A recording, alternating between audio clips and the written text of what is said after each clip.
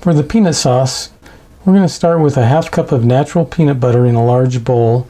To that we'll add 1/4 cup of rice vinegar and 1/4 cup of low sodium soy sauce or tamari, 2 tablespoons of toasted sesame oil, and 2 tablespoons of honey or maple syrup, 2 teaspoons of minced ginger, and 2 teaspoons of minced garlic, 1 tablespoon of minced green onion, the white and light green parts only, and 1 tablespoon of chopped cilantro leaves.